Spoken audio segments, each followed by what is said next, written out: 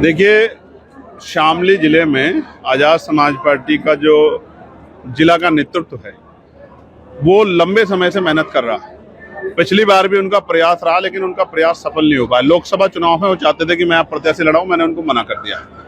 मैंने कहा कि इस बार पार्टी 2 ही सीटों पे चुनाव लड़ रही है। अब वो त्रिस्तरीय पंचायत के चुनाव की तैयारी कर रहे हैं। उन चुनाव की तैयारी की समीक्षा के लिए मैं आया था। मैं उनको बधाई देता हूं कि उन्होंने अच्छा बूथ सेक्टर का संगठन तैयार किया है।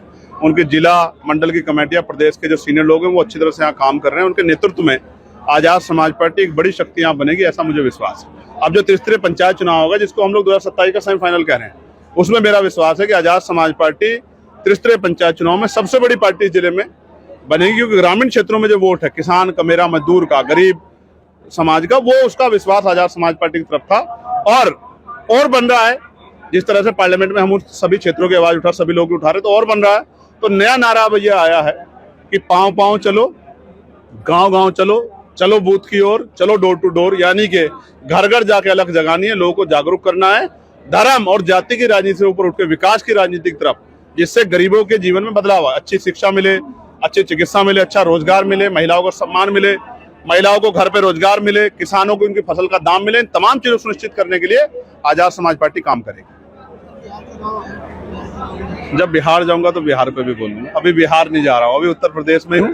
बिहार में हमारे प्रत्याशी लड़ रहे हैं। प्रदेश की कमेटी ने वहाँ की परिस्थितियों को देखते वोट में बंटवारा अलायंस किया है, और मैं जाऊंगा जब जाके आपको ज्यादा अच्छी स्थिति बताता हूँ। धन्यवाद। किसानों की बात की, मजदूरों की बात की, नौकरियों की बात की, कई दावे थे। देखिए, वादे नहीं है, ये इरादे हैं।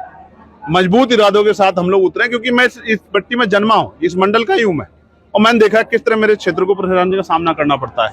घर से आदमी निकलता है और हाईवे तक आने थे, उसका चेहरा ऐसा हो जाता है, धूल मिट्टी में सन जाता है। गांव ग्रामीण क्षेत्रों में सड़कों के हाल खराब है, बिजली की बड़ी बड़ी लाइन जा रही, कई बार लोगों की जान जाती है, कोई पूछने वाले। स्कूलों के हाल खराब है, अस्पतालों के हाल खराब है, पढ़े लिखे नौजवान बेरोजगार घूम रहे। अग्निवीर लाके जो नौजवानों के अंदर शक्ति थी पश्चिम के देश सेवा करने की, आर्मी में जाने की, वो टूट गई है। सीआरपीएफ के जवान, तमाम जो है कर्मचारी, पुरानी पेंशन नीम का लाभ नहीं मिल रहा, सब परेशान है। हम सारे मुद्दों को देख रहे हैं, अच्छा काम करेंगे। आशा, आंगनबाड़ी, भोजन माताओं बहनों का, उनको वेतन वृद्धि कराएंगे। पीआरडी और जो जवान हैं होमगार्ड के, उनके वेतन की वृद्धि कराएंगे। ग्राम पंचायत सहायक हैं, रोजगार से, उनके वेतन की वृद्धि कराएंगे। और जो पुलिस के जवान हैं, उनकी 8 घंटे की ड्यूटी कराएंगे, सप्ताह में एक छुट्टी कराएंगे, बोर्ड स्कीम खत्म करा के वेतन विसंगता दूर करेंगे। एक अच्छा समाज बनाएंगे, जो एक अच्छे प्रदेश की जो उसका संकल्प है उसको पूरा करें। धन्यवाद। डूब गई है अभी, तो निकालेंगे।